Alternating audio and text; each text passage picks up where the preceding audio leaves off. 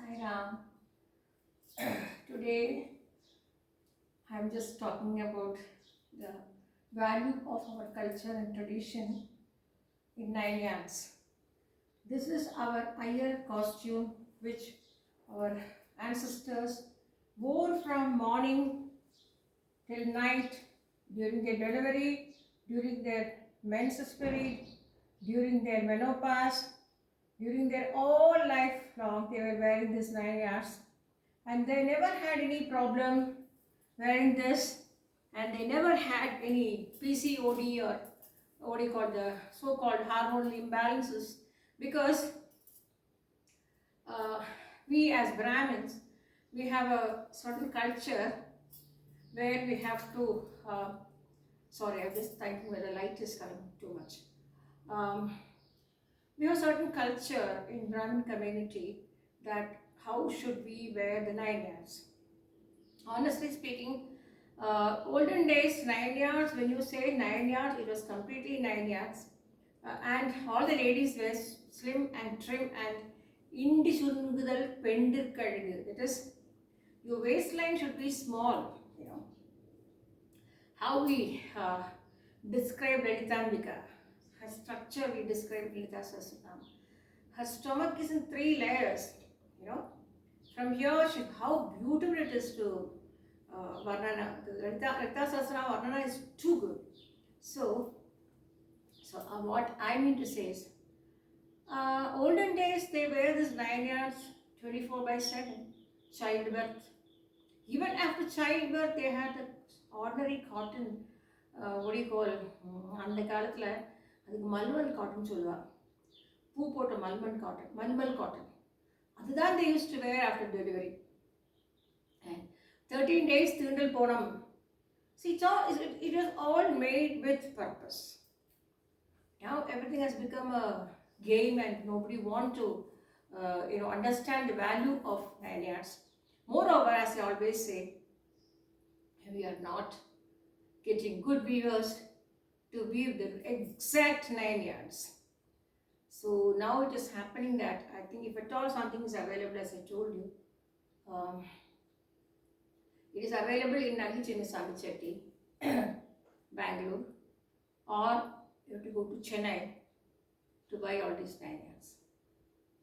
So coming back to the main history of Diwali, we were taught not to crack crackers or sparklers or tarachakram or kodachakram or something like that. We were taught to involve ourselves, to awaken ourselves towards upliftment of the soul, to understand we have a culture to do, and I believe that is the only day in our South Indian Brahmin traditional houses idli was made. Idli sambar, it was not a combination. Idli molaga podi and no chutney. Idli molaga podi, that is nallannai, with nallannai molaga podi or ellu podi with a hot glass of coffee, filter coffee. This was the only occasion in Brahmin houses where the idli was made. Other than that, there was no question of making idli or dosa or anything as a day-to-day basis. We were taught like that. That's the reason, one of the reasons I'm healthy today. And we were taught to take the red rice porridge in the morning before going to school. And even for school, Amma used to give me a dabba full of red rice with lot of porridge side in the other side, and one small dabba, steel dabba full of curds. Now when you look at Dr. Pal Manikyam describing about gastroenteritis and other things, he says very clearly that gut treatment is very important. So this gut treatment, why people are missing now and struggling with health, because of they don't have a management on what they are eating. So basically I was overwhelmed. I'm looking forward to all the festivals to wear my 9 yards, but unfortunately, as I told you earlier, the last 3 years I've been facing this perennial problem of water getting down to the down here the steps, and the whole place will be flooded. And when you say it is flooded, it is not flooded in a small way. some water coming and you're wiping it, that's a different issue, right? It's not like that. It's the biggest issue, and I think I'm facing this for the last 3 years. And mind you, it is really breaking my back. It's really breaking my back. It's not a joke, you know. And the entire night you have to be awake. You furniture poidu. You know, my husband will be telling me, Badram, the fridge irukku, dishwasher irukku, cot potirukom, be careful, be careful. You know, he'll be warning me also. So you don't have night sleep at all during this rainy season. So last 3 years, mental torture to the maximum. But anyway, you all know this is Diwali, and we have a custom of making Diwali Marandu. They call Diwali Marandu, but we call it Deepavali Lehyam, which I had already posted long back. I don't want to go on and on and on repeating the same thing for my money making. I have told you several times, this channel is not for money making. Because Swami asked me to start, I have started. And my father-in-law told me to stick on to the culture, and he told me, I know with 2 small children, it's very difficult for you to manage the entire thing with a husband, a traveling job, and there's no, as I told, no auto, no school bus, nothing. We have to walk up and down with the children.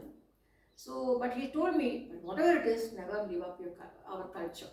So, honestly speaking, people will be surprised to say when I say this, we are Bodhayanam and Shadamashana Gotram. So, our this thing is from tomorrow. Today evening and tomorrow morning is our Diwali, and not today, and not yesterday or day before. And we have the habit of, you know, like filling up the small kodam, pittala kodam with water. And you are calling it Dhanteras. We don't call it Dhanteras. We call it Dhanvantari. And this lehyam is made and submitted in front of Dhanvantari, Mahadhanvantari. And this will be given to all the family members on Diwali day, because they'll be eating all these kind of murukku, manoharam, adirasam, appam, boli, Mysore pak, tenga barfi, you know, and so many items with laddu, all those things. So in my house, Amma's house, Mysore pak, Okkarai, Tengudal, and Monaharam was Amma's side. But my husband's side, they make everything. My mamiyar used to make laddu so nicely. So I learned from her. When I say I learned from her, I did not manually learn from her. Those days only, what do you call this? No telephone like these days. Not WhatsApp call, nothing like that. The ordinary lines, you know, the landlines. So I used to ask her, and she would describe over the phone. So I tried in a small glass and came out so well. So every year I make laddu. I make rava laddu because my husband loves it. And Mysore pak is my mother's side. Okkara is my mother's side. Tengudal is my mother's side. Monaharam is my mother's side. And my mother-in-law's side, murukku, adirasam, and other side, mixture. So all together we have to make. And I find this kitchen too small for me, because I'm a person who loves to cook. And we don't wait for festivals to come to do some kind of, Mysore pak, festival is not Mysore pak. No. Whenever we feel like making something, we make a small glass of Mysore pak also, once in a while. We don't buy from outside, we don't eat from outside. So bottom line, honestly speaking, I want to do it in a very nice, better way, but unfortunately, I told you, no sleep. I'm just going through sleepless nights because of the rains. Not because of the rains, because I'm so scared the rainwater will come down and flood all my hall and kitchen and my fridge. All will be gone, you know, and who's going to pay for me? When I lost 45,000 rupees, who paid? Did the owner pay me? No. So I had to pay I could feel the difficulty. 45,000 just going just like this. So I always tell, you know, whoever is trying to cheat us and, escape from their duties when we are in trouble, because of their fault, God will take the money in some other form. That's what my mother always said. அவளோட பைசா அவளால நம்மளுக்கு ஒரு problem வந்து நம்ம suffer பண்றத அதுக்குள்ள பொறுப்பு ஏத்துக்கலைன்னா அது கடவுள் வேற எங்கேயாவது கொடுத்துடும். நீ எதுக்கு கவலைப்படுறாய்? நீ யாருக்கு பனிஷ்மெண்ட் கொடுக்குறது அவர் உட்காந்துருக்காரு. This is how she taught me from the childhood. Because I remember when we were in the music college, when we had to we will not be given, not like these days, we will not be given this questions until do this, do this. The moment you enter the practical classes, only they'll say play the veena, this ragam, that ragam, or if you're a vocalist, you have to play, you have to sing a ragam. They will say, the professors will say the ragam, and immediately you have to show them the ragam, rather sing the ragam. But I had a very good friend. Even now she's a very best friend. She was a good singer and she comes from a family of musicians. We also come from a family of a lot of music people, but we have never gone into stage singing.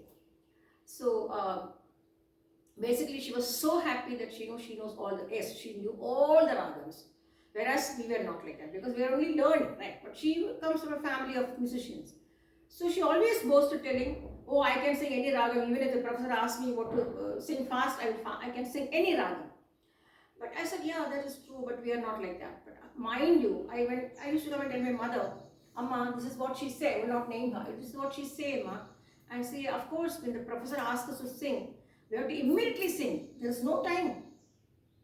If he says, suppose they say sing the basics of Kalyani, so you have to immediately,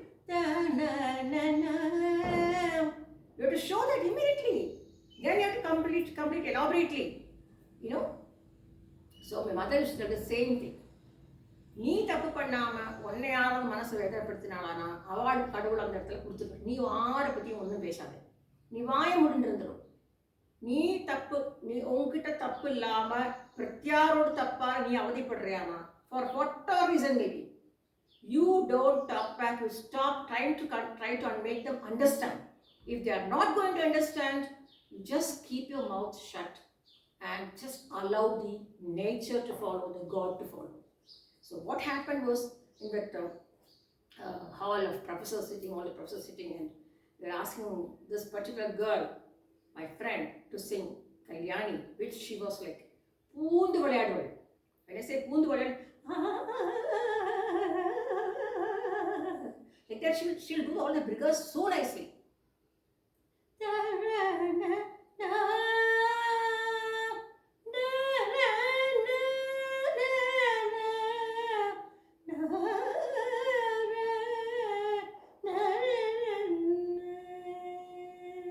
Like she used to poon the letter.